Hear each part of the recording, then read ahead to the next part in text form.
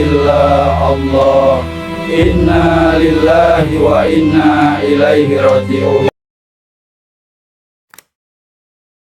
Detik-detik terakhir hidup manusia bukan sesederhana napas yang tersendat atau mata yang mulai redup. Dalam Islam, momen itu adalah transisi besar antara dunia dan alam barzakh, sebuah fase yang tak bisa dijangkau mata manusia biasa. Seseorang yang sekarat sebenarnya berada di antara dua realitas, ya. Masih melihat keluarga yang menangis, tapi di satu sisi, ia juga mulai melihat sesuatu yang tak pernah muncul dalam hidupnya. Kedatangan malaikat maut. Pemandangan ini begitu nyata bagi ruh, tapi tidak bagi yang hidup. Dalam sakaratul maut, pandangan manusia mulai berubah. Dunia yang sebelumnya terang menjadi kabur. Sementara kehadiran makhluk yang tidak tampak perlahan muncul jelas. Malaikat maut tidak selalu datang dengan wujud menakutkan bagi orang beriman. Ia datang membawa ketenangan dan senyuman halus. Namun bagi pelaku dosa, sosoknya tampak gelap, tajam, dan mencengkeram. Semua ini disadari oleh ruh. Bahkan ketika tubuhnya tak lagi mampu berbicara. Detik itu, seseorang mulai mendengar suara-suara aneh, bukan dari manusia, tetapi dari alam yang lain. Ada suara panggilan halus, seperti bisikan yang menawarkan ketenangan. Ada juga suara berat yang membuat dada semakin sesak. Nafasnya naik turun, tetapi ruhnya sudah mulai keluar perlahan dari tubuh. Orang lain mengira ia sedang berjuang hidup, padahal ia sebenarnya sedang menyaksikan dua dunia bertabrakan di depan mata. Ketika rasa sakit mencapai puncak, pandangan manusia berubah sepenuhnya. Ia tidak lagi melihat dunia nyata seperti sebelumnya. Malaikat yang mengawalnya berdiri di sisi kanan dan kiri. Ada cahaya yang membentang di ujung penglihatannya, sementara tubuhnya diranjang tampak seperti cangkang kosong. Pada momen ini, ruh sadar betul bahwa ia sedang berada dalam perjalanan yang tidak dapat dihentikan oleh siapapun, tidak oleh dokter, keluarga, atau dirinya sendiri. Dan pada akhirnya, napas terakhir keluar. Tubuh terkulai diam. Tapi ruh masih sepenuhnya sadar. Ia melihat keluarganya menangis. Ibunya memeluk jasadnya, atau istrinya tak berhenti memanggil namanya. Namun panggilan itu tak lagi bisa dijawab. Di sisi lain, malaikat mulai menuntun ruh, mengajaknya menjauh dari tempat yang dulu ia sebut rumah. Itulah momen ketika seseorang benar-benar paham. Dunia telah meninggalkannya, dan ia sedang memasuki bab pertama dari kematian. Penarikan ruh tidak ada momen di dunia yang lebih menentukan daripada ketika ruh benar-benar mulai dipisahkan dari tubuh. Dalam banyak riwayat, Rasulullah SAW menggambarkan penarikan ruh sebagai proses yang tidak bisa dihindari dan tidak bisa diperlambat bahkan sedetik. Pada detik itu, manusia menyadari betapa lemahnya dirinya. Tubuhnya seperti daging tanpa kekuatan, sementara ruhnya mulai terasa ditarik dari setiap sisi. Mulai dari ujung kaki hingga kepala. Sensasinya bukan sekadar sakit, tetapi seperti ada sesuatu yang merenggut bagian terdalam dari jiwanya. Bagi orang beriman, penarikan ruh terasa sangat lembut. Dalam hadis, digambarkan ruh keluar seperti tetesan air mengalir dari mulut kendi. Ada kedamaian, ada ketenangan, dan malaikat datang dengan wajah bercahaya. Ruh menyadari itu, merasakan getaran halus yang membuatnya tenang. Ia seperti sudah mengenali panggilan itu sejak lama. Tidak ada ketakutan, hanya harapan, dan cahaya yang muncul di sekelilingnya seakan memeluknya, meyakinkannya bahwa perjalanan baru ini akan penuh rahmat. Namun bagi orang yang bergelimang dosa, semuanya terasa berbeda. Ruhnya enggan keluar, berpegangan pada tubuh, seakan tahu bahwa perjalanan selanjutnya tidak akan menyenangkan. Hadis menggambarkan proses itu seperti besi berduri yang ditarik dari kain basah, menyobek, merobek, menyiksa. Sensasi ini bukan hanya rasa sakit fisik, tapi rasa takut yang menusuk. Ruh melihat wajah malaikat yang datang dengan rupa sangat keras, tajam, dan menakutkan. Tidak ada cahaya lembut, yang ada hanya aura gelap yang membuat setiap detik terasa seperti hukuman. Saat ruh mulai tercerabut, hingga ke dada dan tenggorokan. Manusia di sekelilingnya melihat hanya tubuh yang kejang, mulut yang terbuka mencoba bernapas, dan mata yang mulai membesar. Tapi ruh melihat lebih banyak. Ia melihat dirinya sendiri sedang ditarik. Ia melihat malaikat berada sangat dekat. Ia melihat dua dunia saling bertumpuk. Ketika tenggorokan terasa seperti dikunci dan napas terhenti, ruh menyadari bahwa garis antara hidup dan mati tinggal selebar sehelai rambut. Dan ketika tarikan itu mencapai puncak, semuanya terputus. Ruh tercabut sepenuhnya, terlepas dari tubuh yang selama ini menemaninya puluhan tahun. Di saat itu, ruh mendengar suara yang tidak didengar manusia lain. Suara malaikat yang memanggilnya, suara langkah menuju alam lain, dan suara dunia yang perlahan menghilang. Tubuhnya mungkin sudah terdiam, tapi ruhnya masih hidup, masih sadar, dan masih merasakan semuanya. Inilah awal perjalanan panjang di alam barzakh. Perjalanan yang tidak bisa dihentikan siapapun. Ruh melihat tubuhnya sendiri begitu. Ruh terlepas sepenuhnya dari tubuh. Hal pertama yang ia saksikan adalah sesuatu yang membuatnya terdiam. Ia melihat dirinya sendiri. Tubuh yang biasanya ia kendalikan, kini terbujur kaku. Tidak bergerak. Seperti boneka yang kehilangan jiwa. Bukan mimpi, bukan halusinasi, ini adalah kesadaran penuh. Ruh menyadari bahwa ia sedang berdiri atau melayang tepat di samping jasadnya. Dunia yang selama ini ia yakini nyata, tiba-tiba terlihat seperti panggung yang kini tidak lagi memerlukan perannya. Pada momen itu, ruh bisa melihat hal-hal yang manusia hidup tidak pernah bisa lihat. Ia melihat aura keluarganya yang berkumpul. Ia melihat ketakutan yang sebenarnya tidak terucap. Ia mendengar suara hati mereka, bukan hanya tangis. Ia bahkan dapat melihat malaikat yang berdiri di dekat tubuhnya, seperti penjaga antara dua alam. Kesadaran ini begitu tajam dan menyakitkan. Ruh menyadari bahwa semua keterikatan duniawi yang ia kejar kini tidak berarti apa-apa. Rumah, harta, jabatan, semuanya terlihat seperti bayangan kosong yang tidak bisa dibawa pergi. Ruh mencoba menyentuh tubuhnya, namun tangannya menembus seperti kabut. Ia mencoba memanggil keluarganya, namun tak satu pun menoleh. Suaranya tidak lagi memiliki frekuensi dunia. Ia seperti berada di ruangan yang sama, tetapi pada dimensi yang berbeda. Kesadaran bahwa ia tak dapat kembali ke tubuhnya lagi mulai memukulnya kuat. Inilah momen ketika rasa penyesalan pertama mulai muncul, terutama bagi mereka yang menunda kebaikan ketika hidup. Ruh mulai sadar bahwa segala kesempatan memperbaiki diri sudah benar-benar tertutup.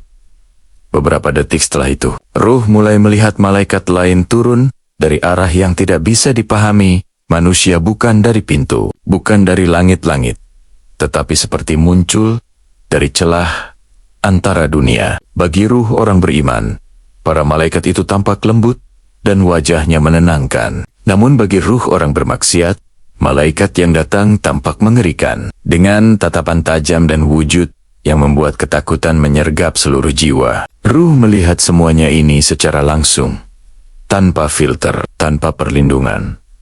Saat keluarga mengguncang tubuh yang kini tak bernyawa, memanggil-manggil nama, atau membaca doa, ruh hanya bisa menyaksikannya. Ia tahu bahwa tubuh itu sudah tidak bisa menampungnya lagi. Perlahan, malaikat mulai memanggil ruh untuk meninggalkan tempat itu. Ruh menatap untuk terakhir kalinya tubuh yang dulu ia banggakan, rawat, dan penuhi dengan dosa atau amal. Dan pada momen itulah satu kesadaran muncul kuat dalam batinnya.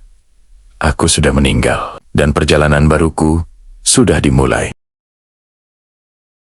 Momen ketika kematian terjawab setelah ruh melihat tubuhnya sendiri. Ada satu momen yang menjadi titik penentu.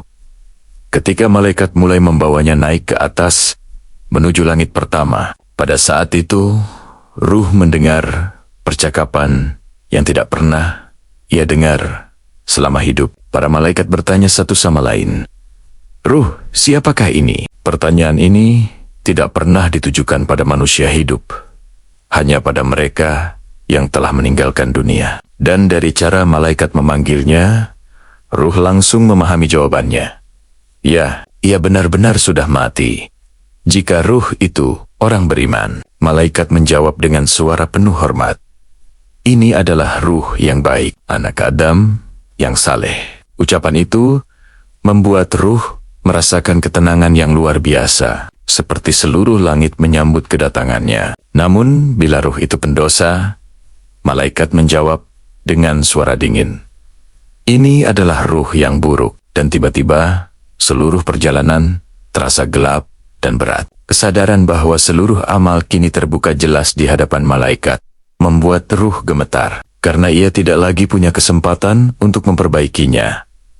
Di saat ruh semakin naik, ia melihat dunia di bawahnya semakin mengecil. Rumahnya, keluarganya, bahkan jasadnya perlahan tampak jauh, seperti bukan lagi bagian darinya. Ia menyadari satu hal yang paling menyesakkan. Tidak ada jalan kembali. Semua pintu yang dulu terbuka kini tertutup rapat, digantikan pintu alam barzah yang penuh misteri. Sambil melayang di antara dua alam, Ruh merasakan perasaan paling aneh. Ia ada, tapi tidak bisa lagi menyentuh dunia yang dulu ia cintai. Pada titik tertentu, Ruh dibawa berhenti oleh malaikat penjaga. Di sana, sebuah buku catatan amal terbuka tidak seperti buku fisik, melainkan cahaya yang berisi rekaman seluruh hidupnya. Setiap kata, perbuatan, niat, dan dosa terpampang jelas. Ruh tidak bisa memalingkan diri. Bagi ruh mukmin, cahaya itu menenangkan. Bagi ruh pendosa, cahaya itu seperti api yang membakar penyesalan paling dalam. Semua penilaian ini terjadi dalam sekejap, namun meninggalkan bekas yang dalam di jiwa ruh.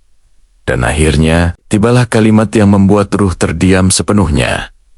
Malaikat berkata bahwa ia tidak lagi termasuk penghuni dunia. Statusnya telah berubah dari manusia hidup menjadi penghuni barzah. Tidak ada negosiasi, tidak ada permintaan, tidak ada kompromi. Ruh menyadari bahwa seluruh urusan dunia yang ia tinggalkan tak lagi bisa ia urus. Ia hanya bisa menatap ke bawah, melihat keluarganya menangis di sisi tubuhnya, lalu menatap ke atas pada jalan panjang yang sudah menunggunya. Disinilah kematian bukan sekadar perpisahan tubuh dan ruh, tetapi pernyataan resmi bahwa hidup sudah benar-benar selesai.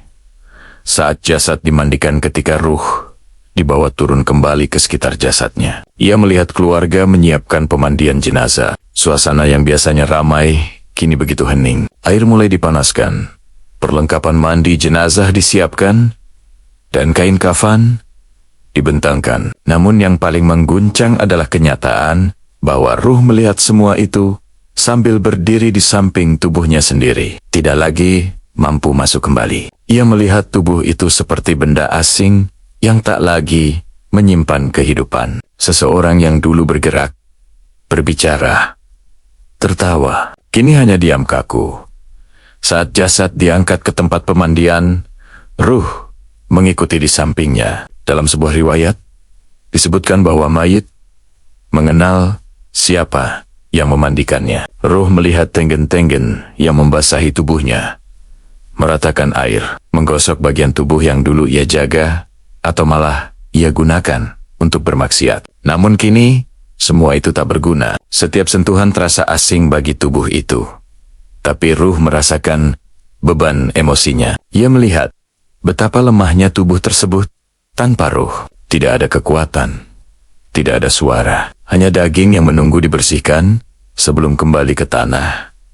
Air pertama kali disiramkan. Bagi ruh orang beriman, momen itu terasa lembut, seperti pembersihan terakhir sebelum perjalanan panjang. Namun, bagi ruh pendosa, pemandian terasa seperti penghakiman setiap bagian tubuh yang digosok, membuatnya mengingat dosa-dosa yang pernah ia lakukan. Ruh melihat wajahnya sendiri, pucat dan membiru. Mungkin dulu wajah itu sering tersenyum, mungkin pernah sombong, mungkin pernah menangis. Kini semuanya sudah tak berarti. Ruh mulai bertanya dalam batinnya, kenapa dulu aku tidak mempersiapkan saat ini? Ketika tubuh dimiringkan dan air mengalir ke punggung. Ruh berada tepat di belakang jasadnya, seolah ingin membantu, ingin bergerak, tetapi tak bisa. Setiap doa yang dilafalkan orang yang memandikan terdengar jelas oleh ruh, meski tidak terdengar oleh manusia lain. Ruh juga mendengar ucapan malaikat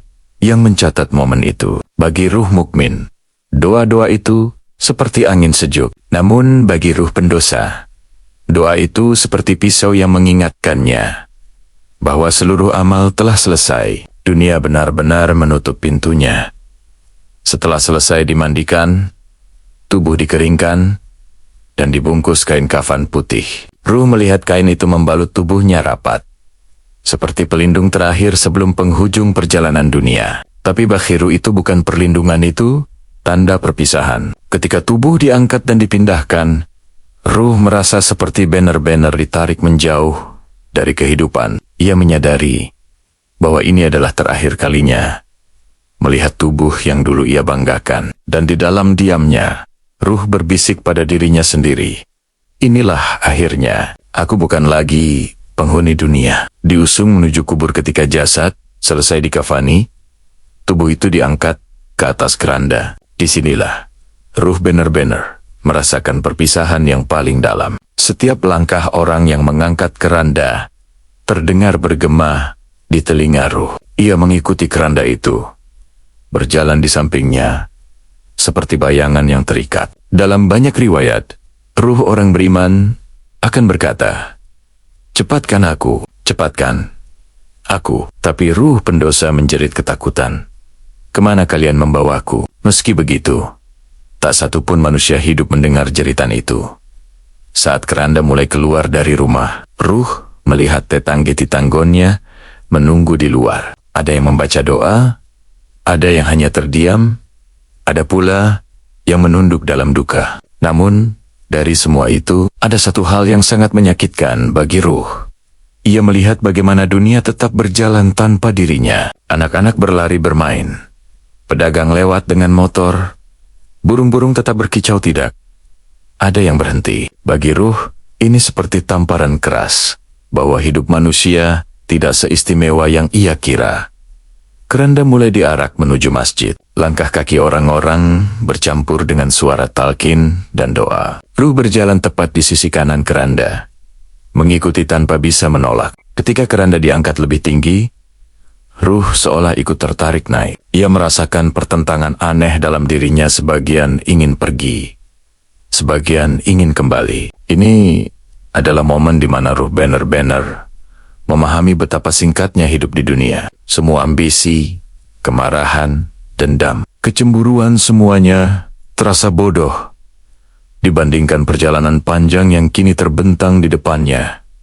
Ketika disyalatkan, ruh melihat ratusan tangan terangkat mendoakannya. Doa itu seperti cahaya yang terbang ke langit. Ruh beriman merasakan kehangatan dari setiap doa, seolah pintu-pintu langit terbuka sedikit demi sedikit. Namun, ruh pendosa justru merasa bergetar ketakutan, karena doa yang kurang tulus atau kehidupan yang penuh maksiat membuat cahayanya redup. Ia melihat para malaikat mencatat setiap suara orang yang mendoakannya. Semua itu membuat ruh menyadari bahwa apa yang dibawa ke kubur bukanlah harta, tetapi nama baik dan amal. Setelah sholat, keranda kembali diangkat. Kali ini, perjalanan menuju kuburan terasa lebih berat. Jalan setapak menuju pemakaman seperti terasa panjang dan sunyi. Ruh mengikuti seluruh perjalanan itu, melayang di samping keranda, merasakan campuran antara ketakutan dan penerimaan. Ketika kuburan mulai terlihat dari kejauhan tanah merah, pepohonan besar, suara angin hati ruh mulai bergetar. Inilah tempat yang akan menjadi rumahnya hingga hari kiamat. Tidak ada kasur, tidak ada lampu, tidak ada kehangatan manusia, hanya gelap, tanah, dan penantian yang panjang. Turunnya malaikat mungkar, nakir begitu. Keranda tiba di area pemakaman. Ruh mengikuti dekat sekali, seolah ditarik oleh kekuatan yang tak terlihat. Ketika tanah digali dan jasad mulai diturunkan, ruh berdiri tepat di sisi liang lahat. Ia melihat tubuhnya dibaringkan. Setelah itu, papan kayu dipasang, dan saat segenggam tanah pertama dijatuhkan, ruh merasakan sesuatu yang sangat nyata. Dunia mulai benar-benar menutup pintunya. Suara tanah yang menimpa papan terdengar seperti guntur di telinga ruh. Meski bagi manusia, hanya terdengar seperti suara tanah biasa. Setelah para pengantar pergi, dan langkah kaki mereka menjauh, suasana berubah total. Angin seakan berhenti, suara burung tidak lagi terdengar, dan di dalam kubur di tempat yang gelap, itu ruh merasakan keberadaan makhluk lain. Udara menjadi berat, seperti ada tekanan dari segala arah. Inilah momen paling sunyi dalam hidup seorang manusia. Tidak ada keluarga, tidak ada sahabat, tidak ada suara manusia. Yang tersisa hanyalah dirinya, dan dua malaikat yang sedang bersiap menghampiri. Tiba-tiba tanah di dalam kubur bergetar. Dua cahaya gelap muncul dari arah yang tidak memiliki arah. Dari dalam gelap itu muncullah malaikat Munkar dan Nakir, bukan seperti malaikat yang digambarkan lembut, tetapi wujud yang membuat seluruh ruh gemetar. Mata mereka besar, berwarna biru menyala.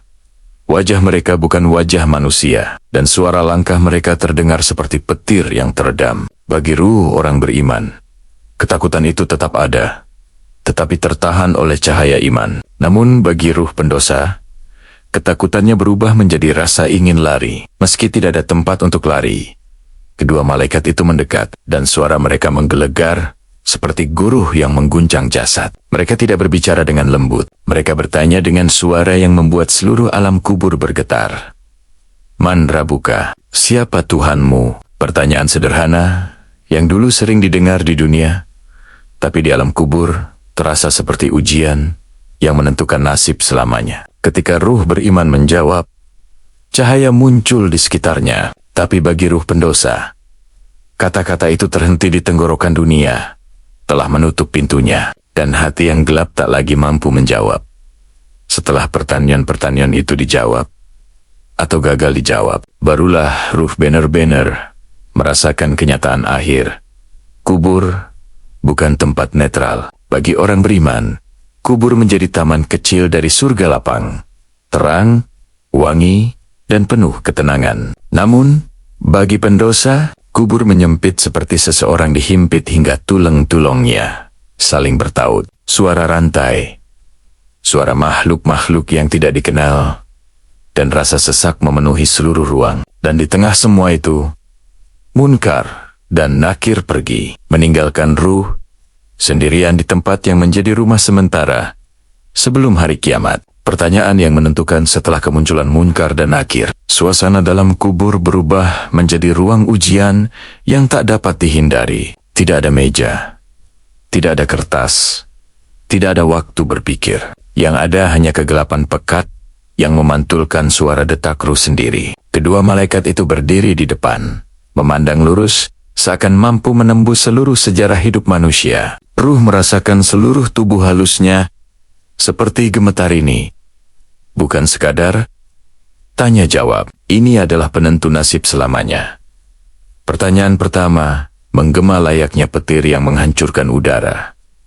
Man Rabbuka, siapa Tuhanmu? Ini adalah pertanyaan yang terdengar sederhana bagi manusia hidup, tapi bagi ruh yang kini berdiri di alam kubur, jawaban itu bukan berasal dari mulut, melainkan dari hati. Orang beriman menjawab tanpa ragu, bukan karena hafalan, tapi karena dalam hidup mereka benar-benar menjadikan Allah sebagai Tuhan.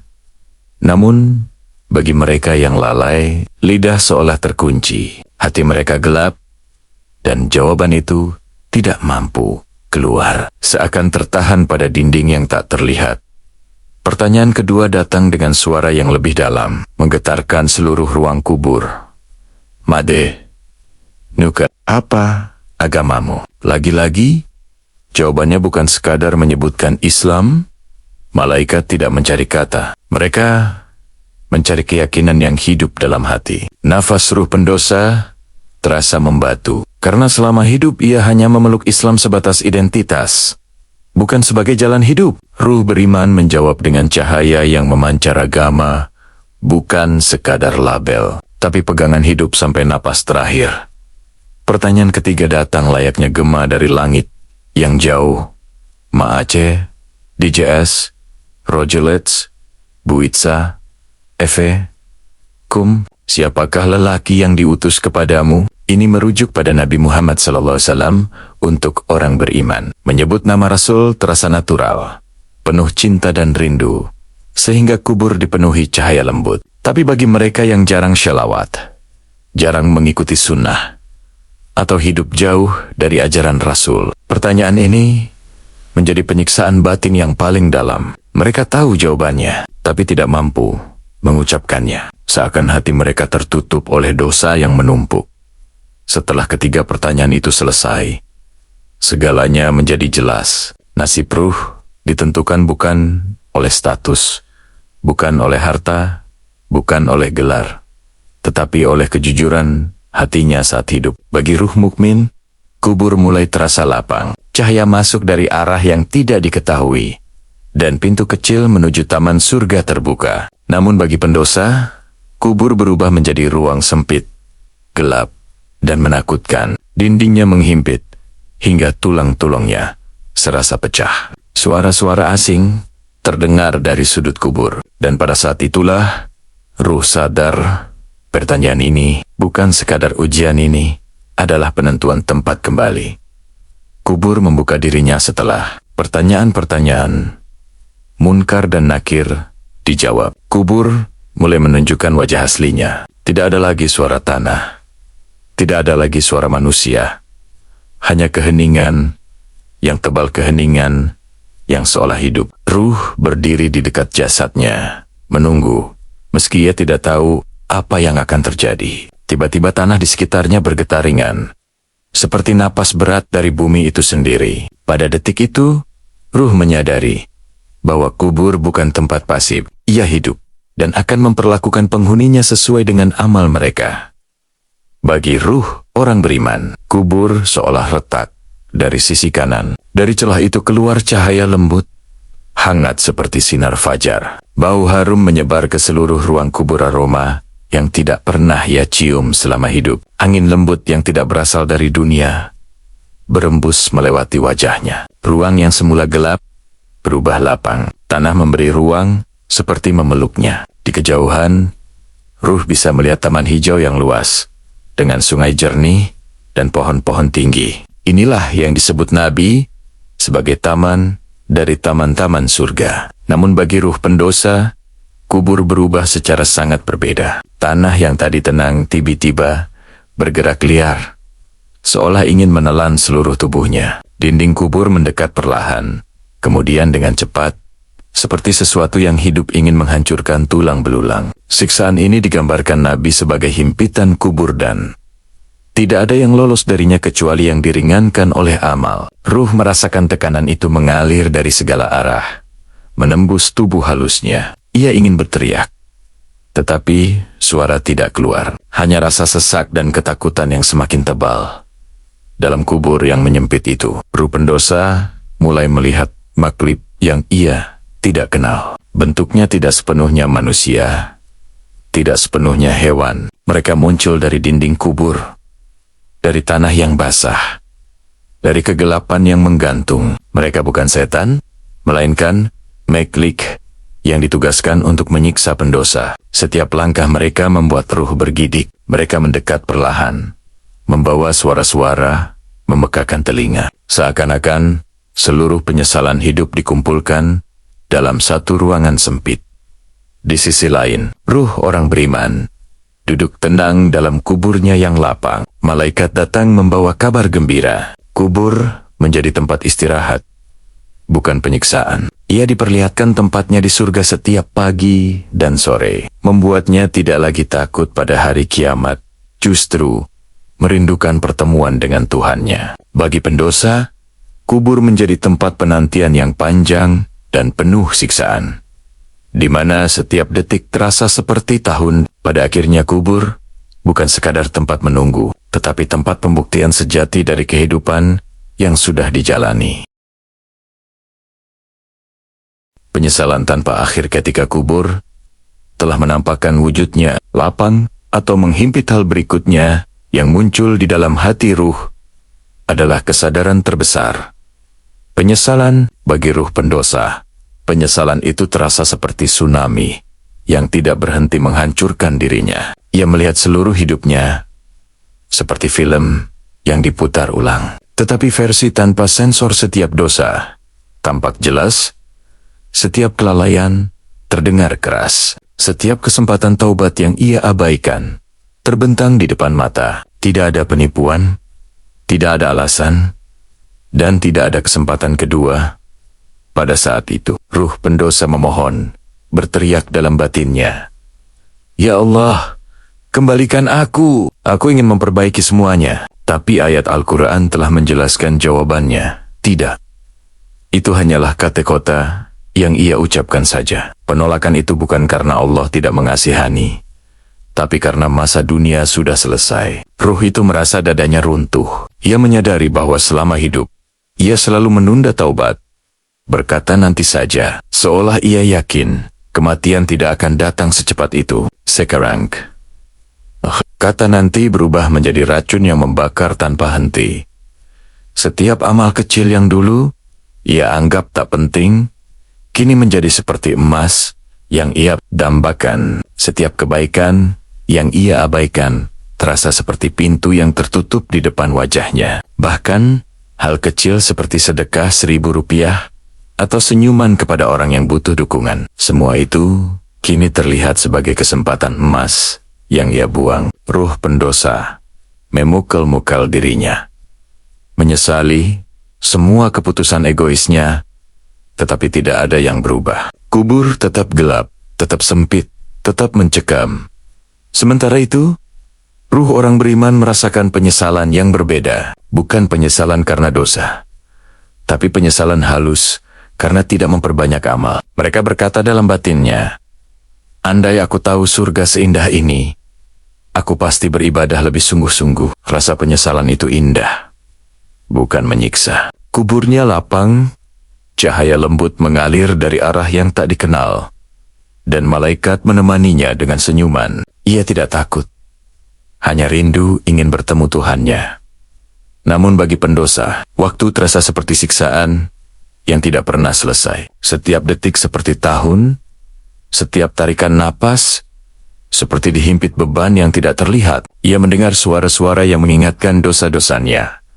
Suara yang berulang-ulang di kepalanya, tanpa henti. Suara itu tidak berasal dari makhluk luar, tetapi dari dirinya sendiri. Penyesalan itu menjadi teman abadi sampai hari dibangkitkan. Inilah hukuman paling pedih. Bukan api, bukan cambuk, tetapi kesadaran bahwa hidup telah ia sia-siakan.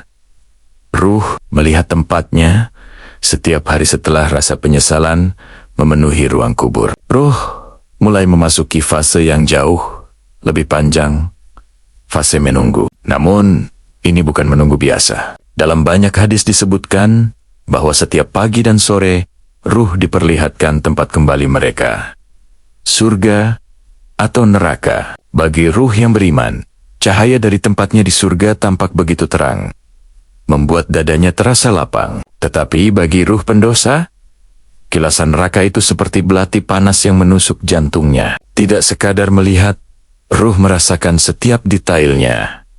Setiap pagi, cahaya lembut turun pada kubur orang beriman. Ia melihat taman luas dengan sungai jernih, istana putih, dan wangi yang tidak bisa dijelaskan oleh bahasa manusia. Cahaya itu membuat kuburnya semakin lapang, bahkan seolah berubah menjadi ruang nyaman. Malaikat datang, membawa kabar gembira, dan berkata, "Inilah tempatmu hingga hari kiamat." Ruh beriman menangis, bukan karena takut, tetapi karena kebahagiaan dan kerinduan. Ia berharap waktu berjalan cepat agar bisa memasuki rumah sejatinya itu.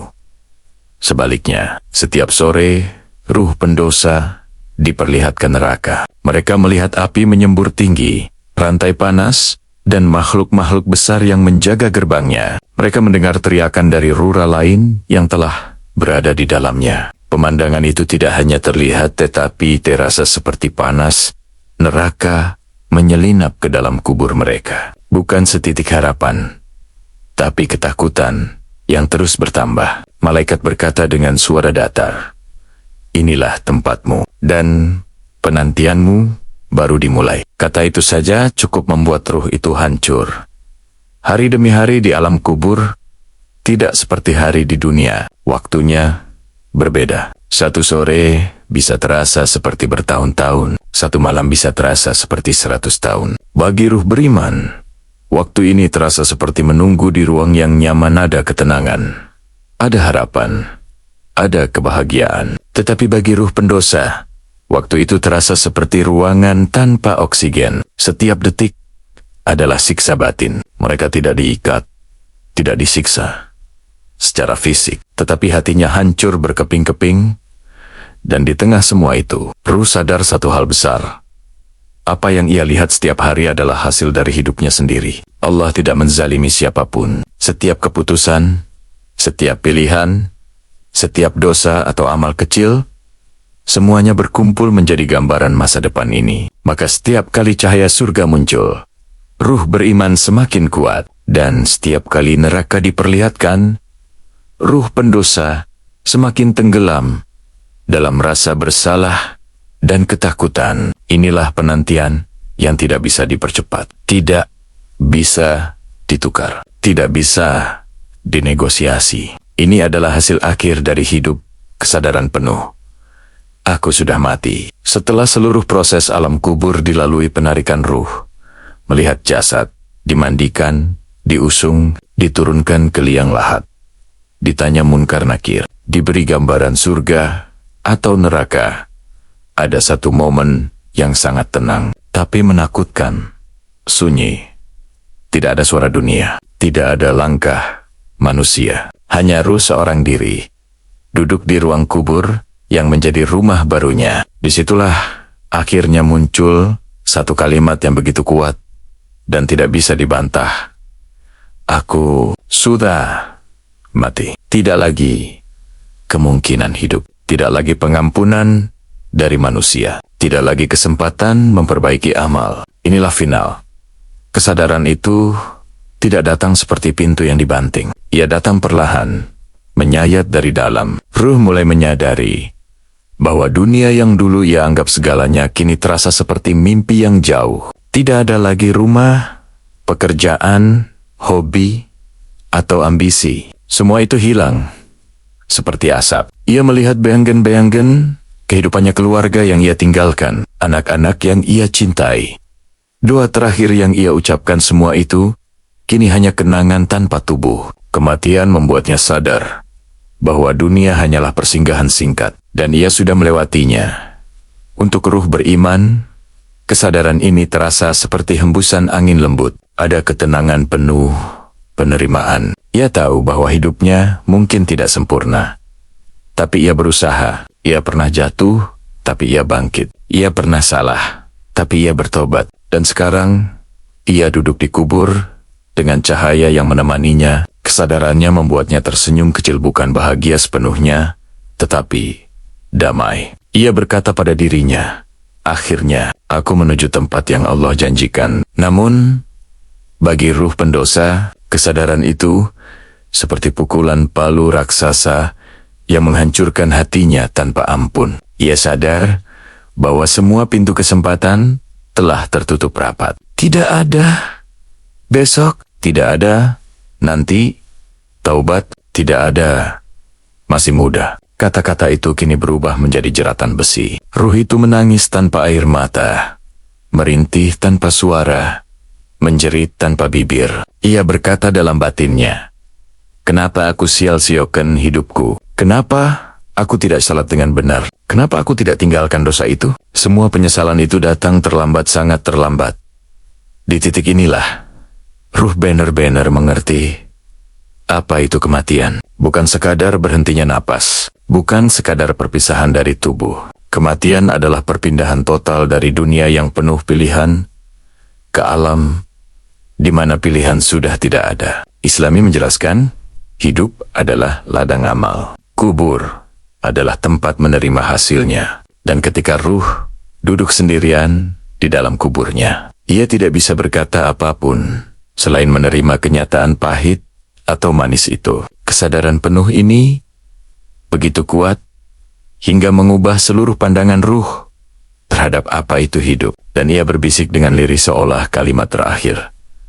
Aku sudah mati. Dan inilah balasan dari hidupku.